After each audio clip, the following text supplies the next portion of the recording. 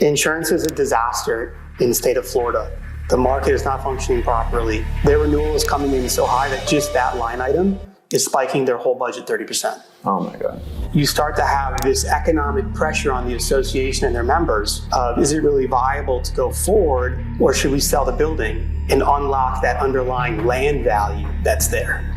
Now it's, hey, do you want to make 3 times your money on your condo, or do you want to pay a $50,000, $100,000 special assessment? So I have a little bit of a controversial take on this. I actually think a lot of developers are going about it in the wrong way.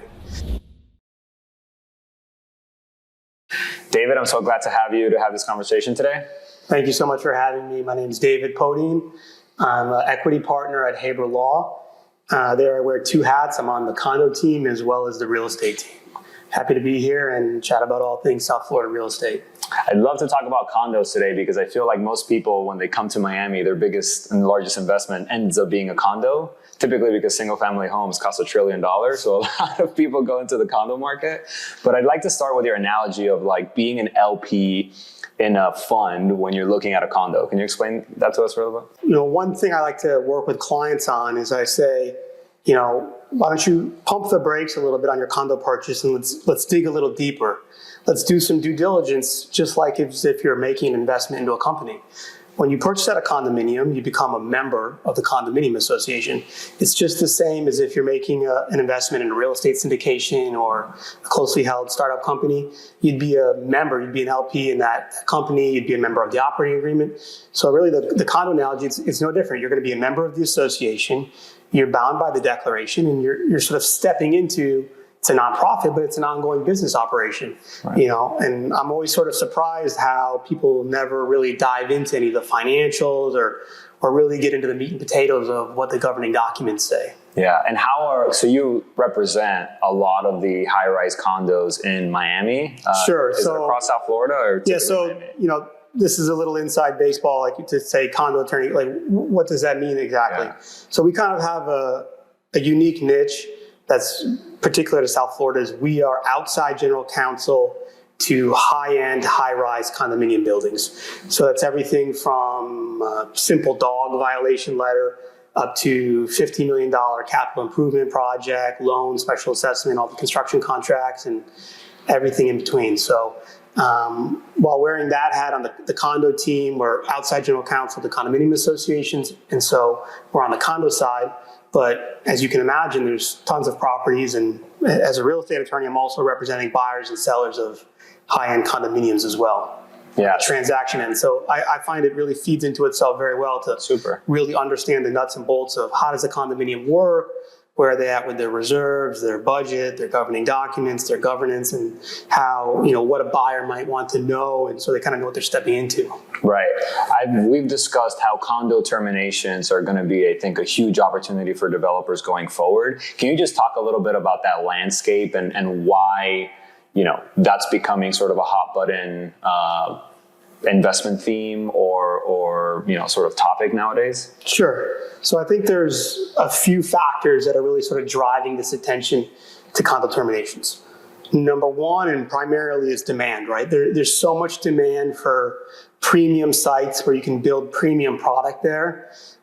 In Miami Beach, Coconut Grove, Aventura, all these sort of waterfront and prime Class A sites, which you can obviously speak to very well.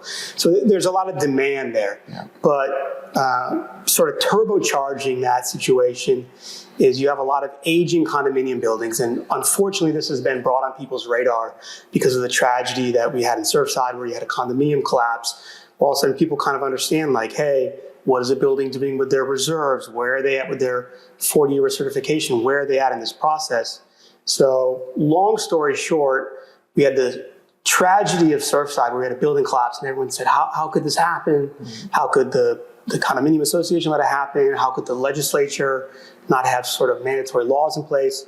And the immediate Florida legislature session after the Surfside collapse, no new condo laws were passed. And everyone was in shock. Hey, how could our representative officials let us down like this? This tragedy happened. And then there was another session where they passed a wide range of new condo regulations. And primarily out of that is they shortened a lot of the time periods, and this gets hyper technical, we don't need to bore everyone with that, but they shortened a lot of the time periods for these major recertifications of the building. They go through all the major systems to make sure they're compliant. But also, one of the main things, and this sort of came out of Surfside, when they said, well, part of the allegations around that was they said, well, they're fighting over money, and was there money to pay for these big repairs, and why didn't they have mandatory reserves? So some of the new legislation they passed is mandatory reserves that condominium buildings need to have, which are going to be very, very expensive. Now, add to that our high interest rate environment. So, I mean, we're talking billions and billions of dollars of capital needs for these condominium buildings across South Florida. And now with interest rates even higher, before you used to be able to borrow 3.5, 4, like I was getting condominium associations. Get a loan. Really easy. There's a lot of lenders that specialize in that type of product. We were in a very low interest rate environment for a while, but now, you're looking at, 6, 7, 8%, and that's just still for, some of the higher end buildings. That's before we can talk about what some of these other kind of Class B, Class C condos are going to do. Yeah. So there's a plethora of factors that are really turbocharging the situation where it currently is very expensive, and it's going to become even more expensive to own and operate a condominium. And so you start to have this economic pressure on the association and their members. Is it really viable to go forward, or should we sell the building and unlock that underlying land value that's there? Yeah, and I want to emphasize that on condo terminations, right? So the whole idea is that, call it, there's 20 units in a building, but that building sits on very, very valuable land that could be worth, call it, $100 million. But the units themselves, those 20 units, let's say they sell for $500,000 a unit, right? So if you buy up those 20 units, you're paying $10 million, but the land is worth, in this example, $100 million. So a lot of developers are unlocking that land, and we've worked on condo terminations. I think the most sort of pressing one was the 3 acres in Bal Harbour, Carlton Terrace. It took us like a year and a half to put together and get done. And I remember that some of the unit owners that weren't facing economic pressure, which I think is a great term for all this, they were just saying, no, like, I don't want any amount of money. I just want to live in my building, go away. And I respect it. But with the condo pressures and the new reserves and regulations, now developers or brokers like me that represent some of those unit owners to sell to developers, now it's, hey, do you want to make 3 times your money on your condo, or do you want to pay a $50,000, $100,000 special assessment? Yeah, and I think that's important. It's a very difficult situation, and it's not necessarily getting easier to solve as South Florida as a whole, particularly residential, gets more expensive. We're not really solving for this problem if people say, well, where do you want me to go? You go ask the average person who owns a $500,000, $750,000 condo on Collins Avenue, that the land might be very valuable, but you say, hey, I'll give you 2 extra money. They say, where do you want me to move to? You want me to move my whole life to Broward or farther north or west? So that part right there is a very difficult part to solve, and the reason why, condo terminations are very in vogue right now and splashy headlines, the real deal. They're extremely difficult to pull off. Yeah. And we can get into some of the nuances, and I can give you my take on kind of, there's different ways to do them as opposed to kind of the classic approach. But yeah, it's very difficult to solve the human element of it, number one. Yeah. But you hit the nail right on the head. You hear people throw around special assessments and the economic pressure. Like, these are not $10,000 special assessments. Right. These are $50,000 special assessments, $100,000, $200,000 special assessments per unit. And so that's already difficult if you can finance it and spread those payments out. But in terms of paying in lump sum, or sometimes buildings say, okay, you got to pay it in 1, 2, 3, 4 chunks. Yeah, and I think one of the biggest things that I realized in working in the Carlton Terrace project was that a lot of these unit owners, even though they live in Bal Harbour, which is, extremely wealthy, they're actually not wealthy. Like, there were 88 unit owners, call it a majority of them just bought their unit in the 80s or 90s and haven't touched it, have just sat on it. But realistically, they bought the unit for $100,000 30 years ago, and their salary or wages or income haven't actually really moved relative to Bal Harbour. So when you're talking about a $50,000 assessment, right? Someone would think, oh, Ball Harbor, they could afford it. But it's like, not really some of these unit owners that have been there for 40 years. You have to parse through the noise and the headlines and the splash. We have a big hype cycle, and there's a lot of PR and marketing in real estate, but to really dive into it, it's exactly like you say, like there's a lot of people that they purchased a unit a long time ago. A $50,000 check, it's heartbreaking. So I work with a lot of the biggest developers in town, and a lot of them are, reaching out to me, talking about condo terminations and trying to get to that land under the building. What's your thoughts on sort of the process in which they're doing this? So I have a little bit of a controversial take on this. I actually think a lot of developers are going about it in the wrong way. It's very, very difficult to get a controlling interest in the building. I could bore you with all the details of what that exact percentage is. It depends what the condominium documents say. It depends which version of the law it's subject to, but you can get through all that with your attorney.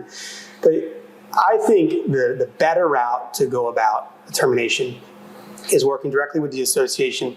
At the association level, you first get what's called a conditional termination passed. And you say, hey, members, we want to here's our opinion of value, and maybe even multiple opinions of value. We want to say a strike price of X. We want to now go out and get our votes. We want to get the required vote to terminate on a conditional basis. If we get this price or higher, this plan of termination is now effective. So now you can go out and shop this project and say to your developers when you go out to get bids, I've already got this termination locked up over this price. Instead of trying to do contract by contract by contract by contract, which is some of these buildings is crazy. The amount of people you have to deal with, the personalities, the warring interests and everything. Instead, now you're going to market with a bundled up deal that I think is way more marketable, way more financeable, and way more viable. So you basically the association goes around asking for a conditional termination, and then unit owners sign up for that? Yep, and you say, hey, we're all willing to sell. If we get a $100 million price, whatever the hypothetical price is, broken down by this, there's a whole discussion if you want to do it per unit or per unit size. And then you would get that voted on pursuant to the governing documents of the condominium and the condominium law. And then now you take this package. You say, hey, I've got this site for you. I've got the termination ready to go. I'm accepting bids of X plus one, basically. Yeah. So then the association or whoever's orchestrating that can come to me as a broker and say, hey, if you can get us $100 million for our building, we could sell. And then, obviously I will do my math and say, yeah, we could get you $100 million. Let us go talk to all developers around the world about this. Exactly. Who's the one that orchestrates sort of the conditional termination plan? So typically the association and their attorney might work together and then say, hey, we need professionals to represent us in this process and to help get us, how we should come up with that price, what our strong reasoning and underwriting is, and then to work through the process with the unit owners. Super, super interesting. Yeah, when we worked on the Carlton Terrace, 88 units in Ball Harbor, it took us, let's say it was a 2-year deal. It took us a year and a half. Oh no, it's crazy. To just sign contracts. We've done some, you see the full range of the human experience from, people that bought 7 days ago and they'll sign in 2 seconds because they're flipping. To you hear every story, you see everything. It's such a wide range. So I think there's really a better way to go about it. I'm laughing because it was only 88 units and we dealt with everything. And there's some of these buildings that are being sort of chased that are 400 plus units. So I can only imagine. We dealt with Russians, Brazilians, Chinese. It's the full range of human experience. That could not be more accurate of a statement. So Castle Beach is one that we've actually talked about. Yeah. Can you give sort of high level what the building is, where it's at, and then sort of what's happening with it?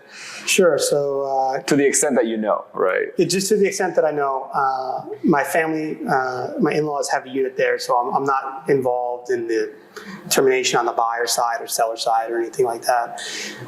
This is a very prime site in Miami Beach. You probably know exactly down to the square footage, but I think it's at least 3 acres. Yeah, it's 3.7. 3.7. See, I knew Omar would know that. So it's a very large site in Miami Beach, very prime. I think there's something a little special about the land as well, the way you can put the building on the land. So it's not just the size. It's a very nice layout of sand as well. So this is... How many units is it? I don't know offhand, but this is like 450. This is a huge building, many units. So they had a chance to top tick the market where they had a joint venture of two groups that had a very strong bid to buy it. And, they didn't get to that critical mass, which we've talked about is very difficult to get to. Yeah. And critical mass being at the point at which we can have the right to which you have the controlling interest to then terminate. So they couldn't get to that number. Capital markets change, interest rates change, overall sentiment in the market changed. The bid got lowered and then ultimately was pulled. So they missed their chance to kind of top tick the market. Yeah. There's a new group there now, very reputable, very high-end group. I'm sure they would make an amazing project there. I would love to see this one go through. Right. I would kick it over to you and some of your colleagues. I'm not exactly sure how to finance it at that number with, not all your approvals locked in. It's a very interesting deal, but there's some very sophisticated people working on it, so it's a very exciting project to watch just as a real estate fan. Yeah, and for us that follow the real estate sort of news very closely, I mean, this is a $500 million sort of project and offer and sort of the numbers that are being kicked around for this opportunity. But there are a ton of condos in South Florida, and we've looked at opportunities that are $12 million, $8 million, $25 million. So it's not just, oh, go look at the biggest, shiniest building on the ocean, right? There's opportunities across the coast. I mean, even on the west of 95, I think. Yeah, I mean, I would just drive up and down Collins for 30, 40 blocks. And, you'll get a sense of, wow, there's a lot of aging condominium product out there. Yeah, I'd give David a call if I'm looking at these opportunities. So with these new sort of condo reserve laws and structures that are being put in place, what's happening in 2024? Right? Is there anything that's like, hey, in 2024, this is hitting, or this legislation is being put into effect? So there's a lot of talk in terms of when the new reserves are going to kick in, if it's going to be a year from now. They even had to pass what they're calling the glitch bill because the bill didn't actually make sense, where it's like, when does this kick in? So it's kind of a coin flip right now. You have a lot of people in the industry that are saying, hey, the capital needs and the time frame coming on, they're going to have to push this back one more year. Mm-hmm. So we'll see if the legislature pushes it back 1 year. But otherwise, in approximately 1 year, buildings are going to have to start funding these mandatory reserves. Now, that doesn't mean they have to write a check for every reserve need they have on day one of the new law. That just means they need to catch up on the funding schedule. So to break it down a little bit, if you were going to reserve for your elevator, you say, hey, what is the useful life of this elevator? You say, hey, Podein, we just replaced the elevator 3 years ago. TK Elevators told us, it's a 20-year useful life. So you can calculate, okay, we need to start putting away a certain amount of money every year so we have the funds available at the end of the useful life of that specific component. So there's a little bit of people saying, oh my God, we have to fund this insane amount of money. It's no, it's not as absolutely crazy as it sounds, but it's still, we're talking tremendous capital. And they add up. Yeah, they add up tremendously. Right. So from your look inside of a condo, right, because you represent a lot of these, sure. What do you think regular people underestimate when they're going to go buy a condo unit? That's a great question. So first, before we even get to funding the reserves, insurance. Insurance is a disaster in the state of Florida. Insurance is way too expensive. The market is not functioning properly. Just right now, insurance renewals are blowing giant holes in condominium associations' budgets. The renewals are coming in so high that it's spiking. I would ballpark it that your average association, their renewal is coming in so high that just that line item is spiking their whole budget 30%. Oh my God. So basically, if you're paying $1,000 a month for your HOA for your unit, yeah, right. So it's really a confluence of these headwinds. It's you have these new reserves coming up. We still have inflation that hasn't gone anywhere, and it's more expensive to employ people. All the management employees, that's just a pass through. So you're paying that. It's more expensive to do repairs because of the cost of construction. But insurance right now, in my opinion, is the number one factor. Yeah. It's just blowing these budgets open. So when you have, and I'm sure you do, when you have people just say, hey, David, should I buy a condo?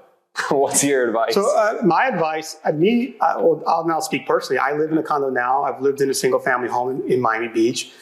For me, I love living in a condo. There's lots of young families there. We have all the amenities. It's way less upkeep, and it's just easier for our lifestyle. House, even if you outsource everything, it's constant. So when people say they want to live in a condo, I just think they need to have their eyes open with how expensive it is and how expensive it could be. Like long gone are the days of kicking the can down the road and having like a bare bones budget. And, a lot of that is sort of investor driven, because a huge portion of the condo market down here is actually investors that are then renting out their units, which, you could probably speak to. We've always kind of had this shadow multifamily market where actually a huge portion of the condominiums were then put out to rent, and those were kind of serving as apartments for people. So yeah, we're talking about a 400 unit condo right now. We're looking at one, and 8% of the 400 units are owner occupied. Yeah, so 92% is literally just some investor trying to make money. So I say to people like, look, you have to look at really what is kind of the monthly cost, and just as you would with a house, like there's no magic pot of honey that you can tap into to take care of the condominium association. There's no magic hand that's going to take care of the building. The unit owners are responsible for it. Just as if you have a house, you better be putting away money for when your AC craps out or you need a new roof and all these things. So, you need to be funding these reserves, and you need to set some money aside for special assessments. Yeah. Can you talk about 40-year certification and sort of what that is and how that could maybe impact the condos that you as a regular buyer should be looking at or not looking at? Sure. So I tell people when they say, hey, I want to buy a condominium, can you represent me in this? I say, well, first let's look at where is the building in its life cycle? Right. Is this pre-construction where we're negotiating a pre-construction purchase agreement and you need to be in by a certain time and we don't know when the developer is going to deliver the building, and is your money locked up for how long? Has the building already been turned over from the developer? So now it's a unit owner controlled building, but you might be going through what's called Florida Statute Chapter 558, the 558 process, the turnover, and we don't know the extent of construction defects in the building, and if you're going to be tied up in a big lawsuit as kind of like the new unit owner controlled board.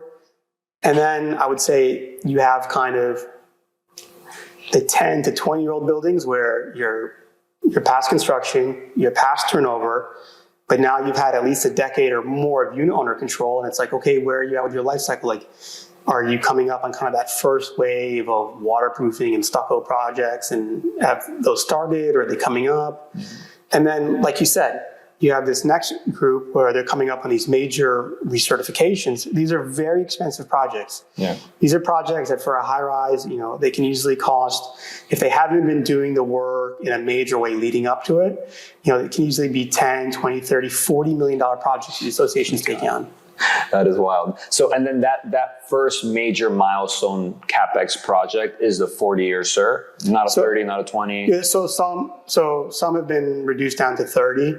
And then I still think that there's an informal one, like not regulated by law. But I think in the 10 to 20-year-old buildings, you see a lot of the same things, like major stucco projects. You see, is the amenity deck of our parking garage, is that leaking into the structure? Is the waterproofing already past its useful life? But those aren't typically 40 million, 50 million. No, but those are still large projects. Right. So I was trying to say, like, where is the building in its life cycle? And maybe you find one that's, in a sweet spot where it's done the major project and then it's not coming up on its 30 or 40 year, or it's already past that, or hey, it's brand new and no problem, right? Yeah. That's what they promise. At least that's what they promise. So basically, we're in 2024, a 40-year CERT of a building in 1984, right? That's a George Orwell book there, but 1984. So if I'm looking at a building that was built in 1984, that building this year has to be going through its 40-year CERT. Yeah, there's obviously some extensions and things that you can do, but yeah, they have that deadline, and unless they get extensions, like they need to be going through their 40-year certification and getting re-inspected and passing on these major systems. So would you, if you're looking at condos, would you say, all right, I'm not going to look at condos that are close to that 1984 built building, or I'm going to scrutinize those? I would scrutinize it more, because I've had some that I've worked with that even before the Surfside tragedy and before the new laws, they already had their eye on the ball. They were already doing their stucco project. They were already doing electrical cooling towers. Like they were doing the hard work to get where they needed to be right before their 40 years, so they weren't jammed on doing it. And people complain and say, oh, another special assessment. But now they're looking back and they're not passing a $20 million assessment. They're not passing a $30 million assessment. Yes, do they have a bunch of multi-million-dollar assessments along the way? Right. But, if you just start looking in proportions and like numbers on a spreadsheet, it's like, it's no different than taking care of a house. Like the house, you're gonna have to redo the roof, you're gonna have to eventually replace the AC, eventually do the windows and these kind of things. So people kind of get this notion that there's like a landlord almost or something in the condominium building, but it's like a magical person. Really, they really do sometimes. Yeah, I just got to take care of my unit here and everything else. The property management company. Why aren't they maintaining the building? Yeah, but it costs money to maintain the building, and it takes action by the association. Right. So I'm looking for $1 million condo, right? And I'm going to put $200,000 down, or a 20% down payment. I feel like people's first step is sort of location. Sure. Do I want to live in South Beach, Bay Harbor Islands, Edgewater, Coconut Grove, Brickell, whatever it may be, right? After they get through that point, right? Let's say they choose Brickell, they want to live in Brickell. At what point, right? I go, okay, I want to live in Brickell. I have all these buildings that that have $1 million units I could afford. How do I think about which ones are managed well, which ones have good reserves? Sure. So you got to do your homework. So people a lot of times say, well, now with the internet and all these apps and these websites, like what do I need a realtor for? Right. Well, a lot of times realtors will specialize in a neighborhood, and some will even specialize in a building. And a lot of times they even live there. So that's one thing that it's kind of like a niche that I find very interesting and I've utilized over the years, is looking for people that already live in the building, and then you really want to do your homework. And I tell people to build it into your contract. So the seller, they're in what's contractual privity with the association. They're a member of the association. They have certain rights. The member basically the seller has all the rights to the main documents of the condominium association. So to the buyer, I say, hey, don't sign the contract just yet. Let me look at it. Why don't we build out in this contract that the seller, immediately upon signing it, needs to request from the association, which they're allowed to do, and then flip to you. We want to see the budget. We want to see the last reserve study. We want to see the meeting minutes. We want to see what's going on in terms of projects, special assessments, to really do that due diligence. Kind of like a package you'd request if you're like, hey, I'm going to make an investment in a real estate deal. You'd say, okay, I want to see the I want to see the pro forma. Right. I want to see the budget. I want to see your underwriting. Right. But you got to kind of apply that same mentality. So I'll tell you, I bought a unit in Brickell, call it 3 years ago, and I asked for all those things. They showed me a reserve that had $2.7 million. And I remember looking at it and just being like, feels like a lot of money. Yeah. And I bought the unit, right? How does one then get all these budgets and reserves and understand what that really means? Yeah. So one, obviously talking my own book, working with an attorney who's very experienced with this can help you. If you have a very sophisticated realtor as well, that can help. On the reserves, you wanted to know, have they waived the funding reserve? So this was a big thing sometimes where they said, how can a condominium association not have any money? Well, actually, the law previously even allowed for the unit owners to vote on this. And it had to be in giant font, and it looked ridiculous on the piece of paper that you would get. And you would check this box and say, yes, I consent that we're waiving reserves in the budget, or partially funding reserves in the budget. And I understand that there might be a shortfall and they could be specially assessed. So you want to know, have they been fully funding reserves? Have they been partially funding reserves? Or are they not funding reserves at all? Because under the old law, you could waive funding of all of reserves. So you might have a building that's sort of investor controlled. And they say, I want to make my spread. I'm borrowing at this much. My condo fee is this much. I can't change, a lot of times you can't refinance or change what you're paying on the debt. I can kind of, me and my buddies are on the board, and we're going to go to the unit owners, and we're going to propose a budget to the unit owners and say, hey, let's waive reserves. We'll pay for it later on. So that was like a big problem with a lot of buildings. So that's sort of number one, where the 2.6, what does that mean? How many units are there? Where are they at in the funding? So you want to know, are they fully funding reserves, partially funding reserves, or completely waiving reserves? Yeah. So basically, if I'm looking to buy a condo unit, call David Podein so he can give me an assessment. Certainly. I'm happy to help on that. Me, myself. Yeah. We have a whole team of real estate attorneys, and there's many practitioners that know what they're doing, but it shouldn't be so much of a rushed process as it typically is. Yeah, I tell people my advice oftentimes is like, listen, once you understand the area you want to live in, like start finding the buildings that you like. And to your point, by doing that and seeing units at the building, when I bought my unit, which was at 2x and call it 18 months from me buying it, when I went to go buy it, I knew the building I liked, I knew the floor plan I liked, I knew what that floor plan sort of sold for. So when a unit came up, I was able to say, I know exactly that's the one I want. But it comes from having done sort of the work in the front end, right? And I feel like, to your point, I get calls from people, I'm in commercial real estate, but I obviously have an opinion on a bunch of residential markets and buildings. I get calls from people that are like, I need to buy something now. And I'm like, whoa. Sounds like a crazy way to make one of the largest investments of your life.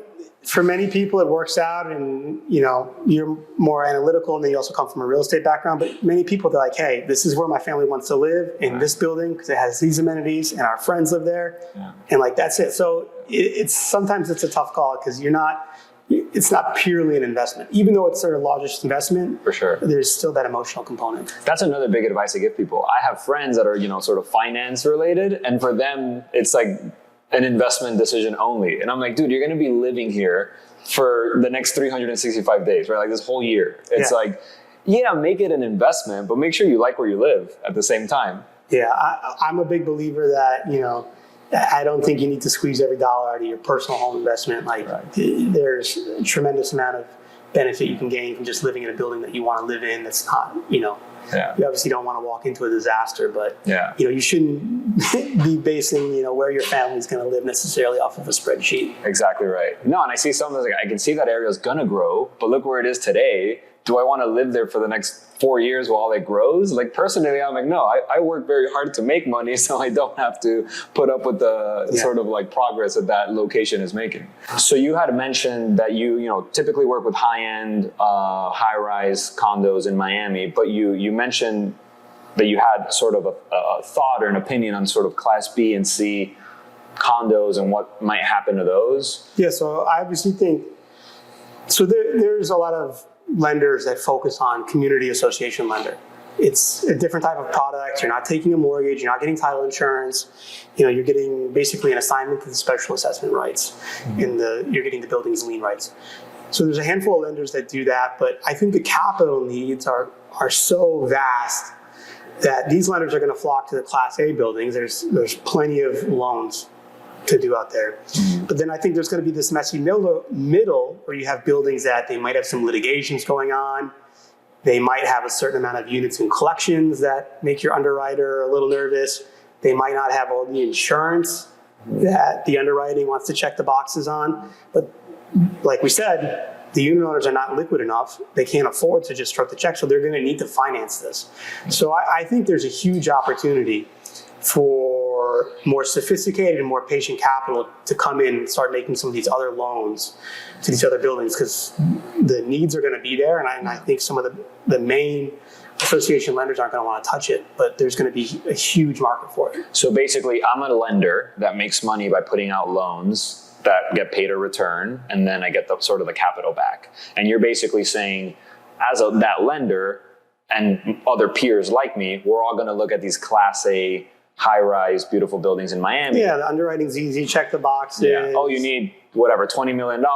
You're a beautiful, nice building with good tenants. I'm gonna give you the $30 million at 7%, and I feel comfortable about my loan. But what you're saying is there's Class B and C condos that those lenders are not really excited about. Correct. And if I'm that lender, there's hundreds, probably thousands of Class A buildings I can go park my money in. So why look at the Class B and C space? Yeah, but they're going to have capital needs. Right.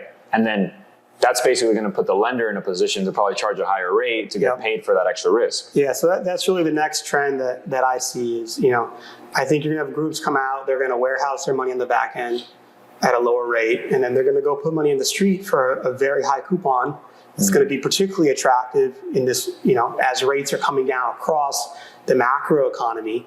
You're going to have a coupon at a very high rate. And remember, your condominium loan, it's already secure. It's already spread out amongst all the unit owners. Mm-hmm. So you already have a certain amount of security in the repayment, even in these buildings that might have some problems with litigation or insurance or collections. Yeah, can you speak to what's the collateral when I'm making a loan on a 50-unit Class C building? So everyone thinks like, oh my gosh, we're getting a loan that if we don't pay it, the bank's going to foreclose and like take our spa and the pool and like take my unit. No. Yeah. So it's fundamentally a different type of loan, different type of security, different type of transaction.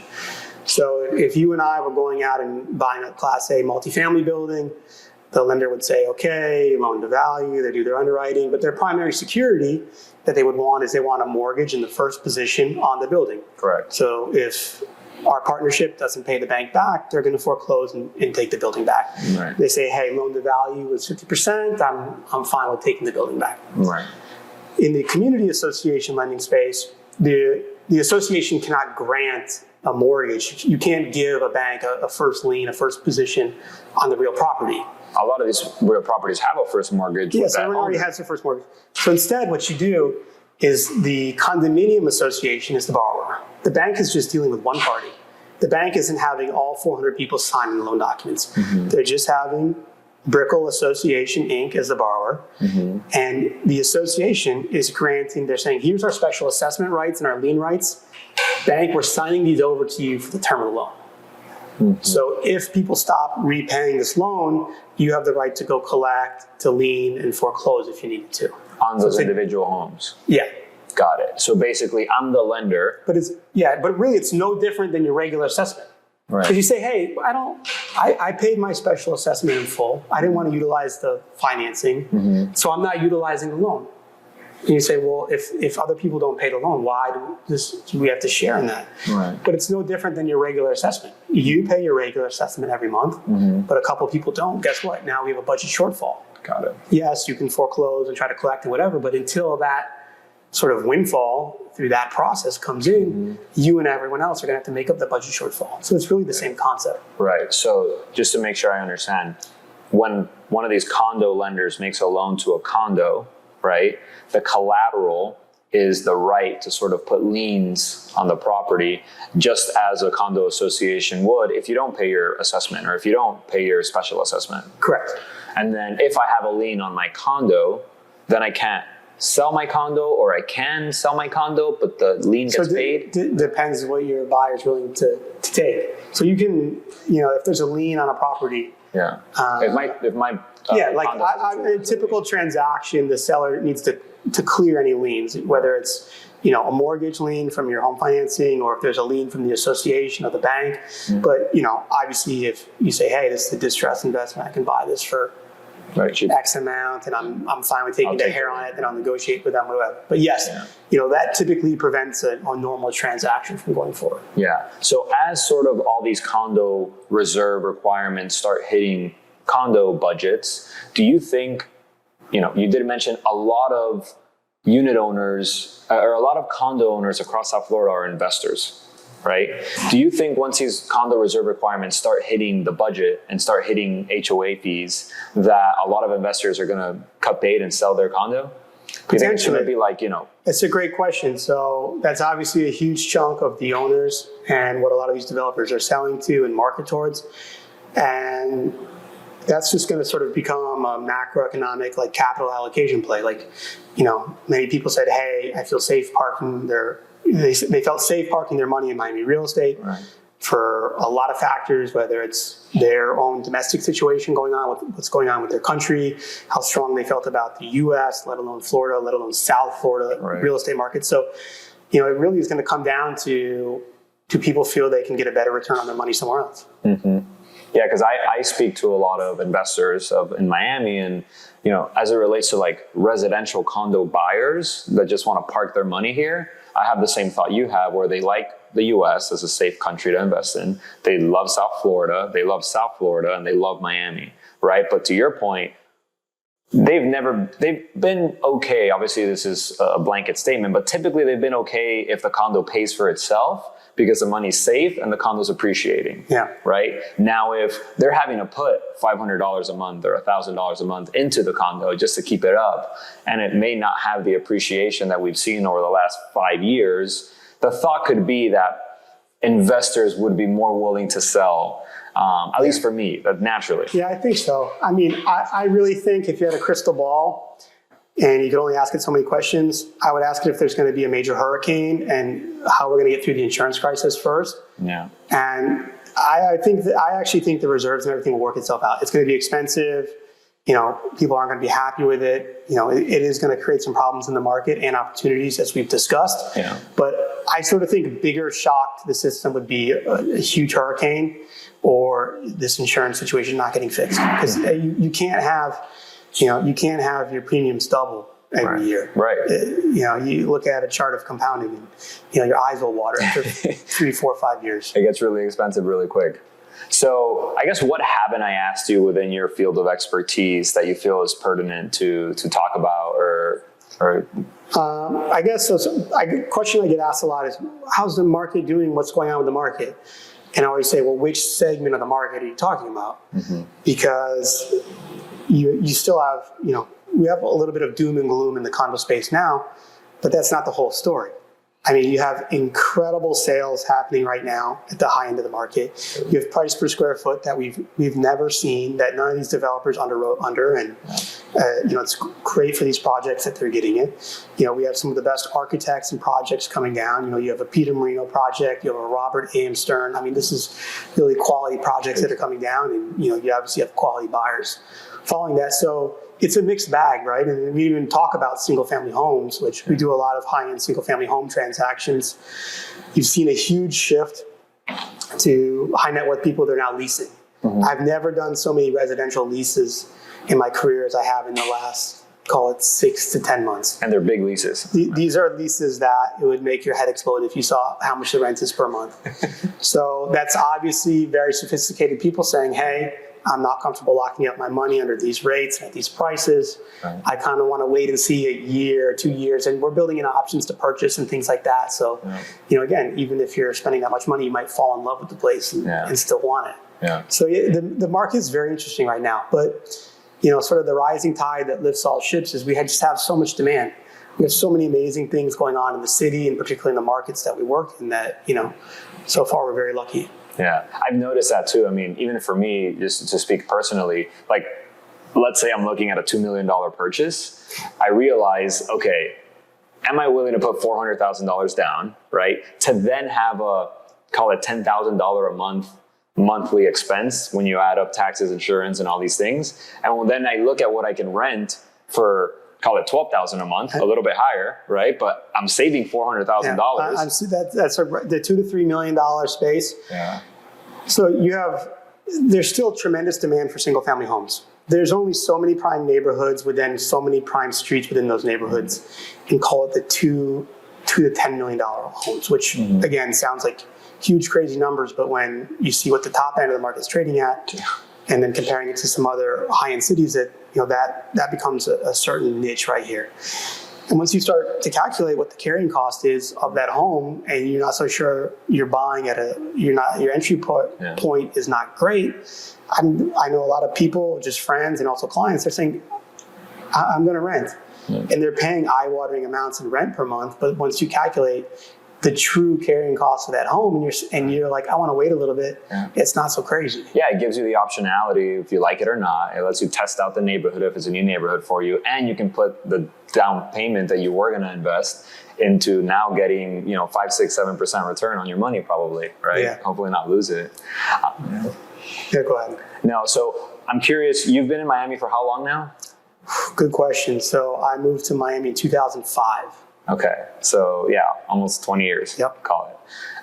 Talk to me about, I guess, I want to sort of start ending the conversation with where you grew up and where you chose to live. Where were you as a young professional? Because I feel like a lot of the people that I talk to are from New York or from San Fran or from Chicago, and they say, I love Miami, but then once they look at it, they're like, Doral or Edgewater or Brickell or Coconut Grove or Midtown. And it's a great question.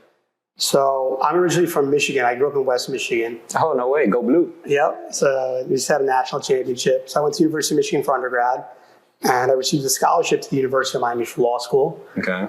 Didn't know anything about Miami. Had never been here. Took my official tour, and I hated it. I couldn't I couldn't wrap my mind around it. US 1 was the only road. There was like no on-campus living. There was nowhere to live. Like it was either really rough housing around the Grove or high rises by the marina. And I was like, I just want to live on campus, live in a walkable area. I couldn't wrap my mind around it. So long story short, I got hooked up with a friend who ended up being the twin brother of someone I went to undergrad with. And I lived right on US 1, University Inn. Okay. So across from University of Miami. So I lived in Coral Gables right there about the school. But then during the crash, so this is 08. So this is like 2007 to 2008. And you're how old is this? I'm how old am I? Now I'm like 22, 23 then. I'm 40 now. Okay. So I'm like one of the older guys in the room now with all you guys. So basically, as an early 20-year-old, the crash hits. The crash hits. We rent a brand new apartment in Brickell, high rise, over here on Southeast 13th Street, very close to where we are right now. View of the water, 2-2, like it couldn't have been more than $1,500 a month. The developer had abandoned the building. The parking garage was not finished. The parking spaces were not marked. The carpet was not in the common area hallways. The project wasn't finished. It was like a free for all.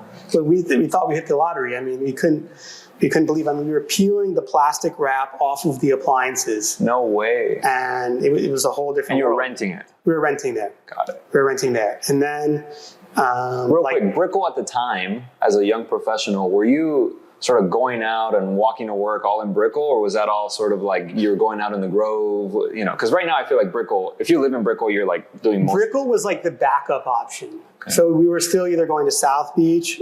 This is back when South Beach was more cool than probably it is now. Yeah. We were going to South Beach or we were going to Coconut Grove. And Brickell was kind of the backup option. Like none of the places everyone goes to now was in Brickell. So then I lived for a while in West Avenue. Okay. Which in Miami Beach. Describe where West Avenue. Yeah, so I guess like sort of in my era when I was like younger, that's where like a lot of the young professionals actually lived, was on West Avenue in Miami Beach. What are some of the buildings there?